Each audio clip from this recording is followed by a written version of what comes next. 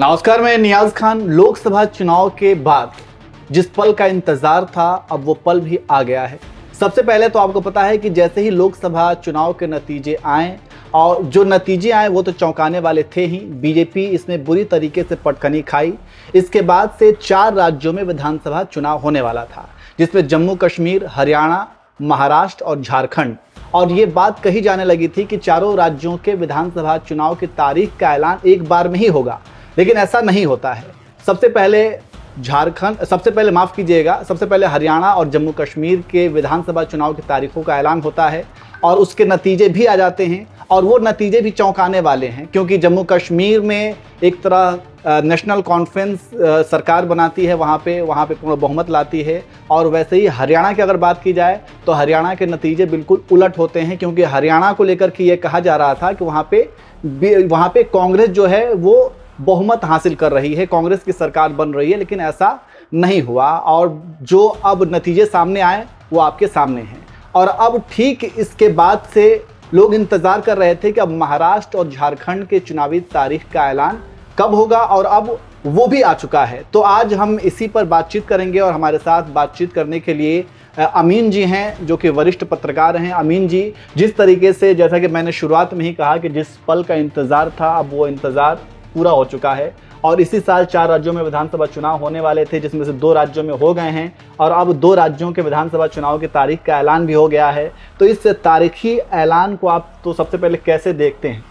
मुझे लगता है कि ये पहले से अप्रत्याशित था, जो आपने ओपनिंग में कहा जी। अप्रत्याशित इसलिए नहीं, लोगों को ऐसा दिलचस्पी या उत्तेजना या शौक या इस तरह के नहीं लगा, क्योंकि सबको मालूम था कि चारों को एक साथ कराना था। लेकिन बीजेपी अपनी रणनीति के तहत और अपनी सुविधा के अनुसार जो है उन्होंने 2 टर्म्स में बांट के ऐसा कराया, और इसका रिजल्ट भी उनके हिसाब से आया। आप देखिए, जिस बूस्टर को मतलब कि प्रधानमंत्री मोदी को चाहिए या बीजेपी को चाहिए थी, वो ये थी कि हरियाणा में किसी भी सूरत में जीत हासिल करना है, और वो जीत भी गए। जीत को लेकर विपक्ष जो है कई तमाम आरोप लगाते रहा, जैसे वो पहले भी हारने के बाद लगाता है, लेकिन इसके कई मार्जिन और कई तर्क देखे जा सकते हैं। लेकिन जो आज ऐलान हुआ है 3:30 बजे चुनाव आयोग द्वारा, इसमें जो है एक बड़ा स्टेट जो है महाराष्ट्र से जो है विपक्ष जो है इंडिया गठबंधन छीनने की कोशिश करेगा, और झारखंड का जो चुनाव है जिसका ऐलान हुआ है, झारखंड में जो है इस समय जो है कांग्रेस और झामुमो यानी झारखंड मुक्ति मोर्चा की सरकार है, और महाराष्ट्र में जो है महायुति की सरकार है। महायुति की सरकार कैसे बनी थी ये अमित शाह और ईडी और यह मतलब ये देश की जनता जानती है। तो अब वहां देखना होगा कि पहला लिटमस टेस्ट होगा, जिसे पता चलेगा कि क्या होने वाला है। चलिए, तो सबसे पहले मैं दर्शकों को ये भी एक बार जानकारी दे देता हूं कि ये घोषणा, जो तारीखों का ऐलान हुआ है, जो तारीखों की घोषणा की गई है, वो किस तरह से है। सबसे पहले हम आपको बता दें कि महाराष्ट्र में एक चरण में 20 नवंबर को चुनाव होगा, और 288 विधानसभा सीटों पर चुनाव होना है, जिसमें 145 सीट चाहिए सरकार बनाने के लिए। ठीक उसी तरीके से अगर हम झारखंड की बात करें तो झारखंड में 13 और 20 नवंबर को 2 चरणों में चुनाव होना है, जिसमें से 81 सीटें हैं विधानसभा की, और 42 सीटें चाहिए सरकार बनाने के लिए। और दोनों ही राज्यों के जो नतीजे हैं वो 23 नवंबर को आएंगे। इसके अलावा हम आपको ये भी जानकारी दे दें कि 48 विधानसभा और 2 लोकसभा सीटों पर उपचुनाव की भी घोषणा की गई है, जिसमें 13 नवंबर को 47 विधानसभा सीटों पर उपचुनाव होगा, और 20 नवंबर को केदारनाथ विधानसभा के उपचुनाव होंगे।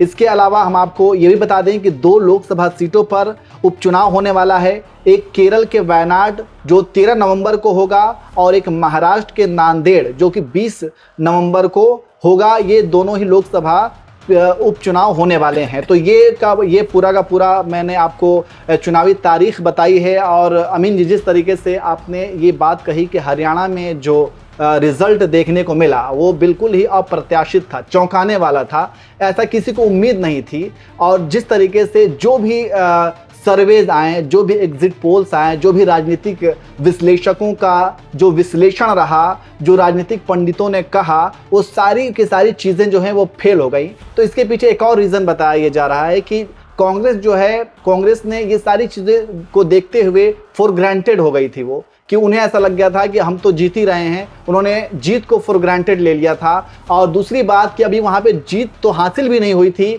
अभी बात ही चल रही थी कि वहाँ पे लोगों ने मुख्यमंत्री पद को लेकर के भी चर्चा हो गई कि कौन बनेगा कौन नहीं बनेगा। तो क्या कांग्रेस की ये गलती थी फॉर ग्रांटेड ले लेना जीत को? हाँ बिल्कुल सही है, ये बात सही है।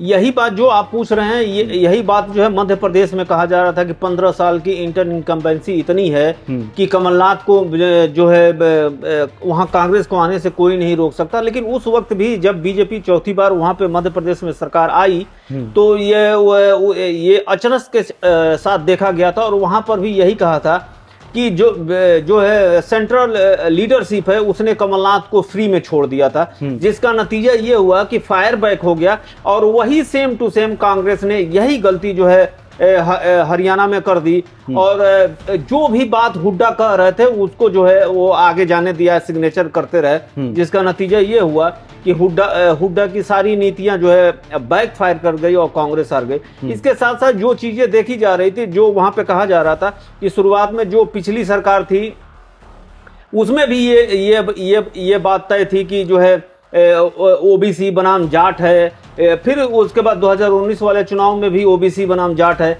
इस बार भी 2024 में भी जो बीजेपी ने वही किया कि ओबीसी बनाम जाट बना दिया, और इसका नतीजा ये हुआ कि कांग्रेस के हाथ से जो सामने बनी बनाई जो है तस्तरी थी उससे जो है सारा खाना छीन के बीजेपी लेकर चली गई। लेकिन क्या इससे कांग्रेस कुछ सीखेगी? अब जैसा कि हरियाणा में जो कुछ भी हुआ, कांग्रेस इससे सीख तो हासिल करेगी, और वो चीज़ जो है वो महाराष्ट्र और झारखंड में क्या जो है कांग्रेस इससे सीख हासिल करके वहाँ पे कई तरह के जो कह सकते हैं कि बचाव के लिए या फिर कुछ फूंक करके कदम बढ़ाना, ऐसा कुछ कांग्रेस करने की कोशिश करेगी? हाँ, ये तो होना चाहिए कि देखना चाहिए कि अगर आपको या हमको या जो है अगर कहीं ठोकर लगती है तो हम आगे जो है अपना कदम जो है जब डालते हैं तो उसको देख सुन के डालते हैं, या बारिश का मौसम हो तो हम बदली को देख के ये पता लगा लेते हैं कि बारिश होगी नहीं हो।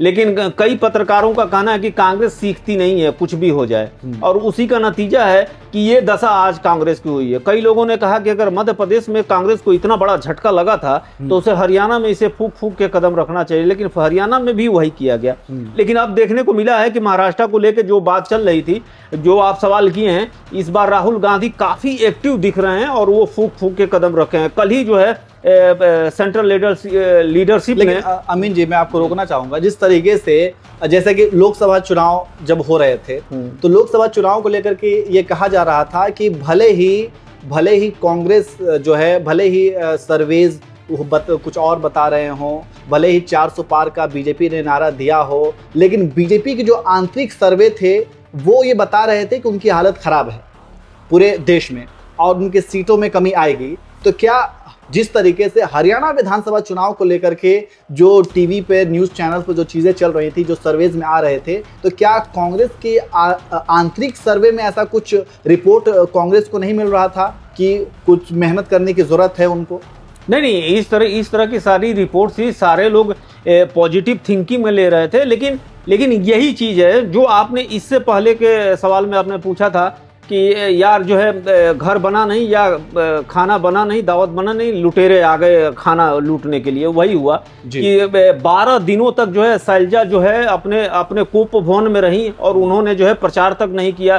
फिर जो है एक ऐसी सीट पे जो है जहां उनको बुलाया गया, फिर उसके बाद से हाथ मिलवा के उठवाया गया और ये सांकेतिक मशवरा दिया गया। तो ये सारी चीज़ें, अगर ये बीजेपी जीती है तो वो बीजेपी जीती नहीं, हरियाणा में कांग्रेस ने बीजेपी को जिताया है, अगर उस तरह से देखा जाए तो।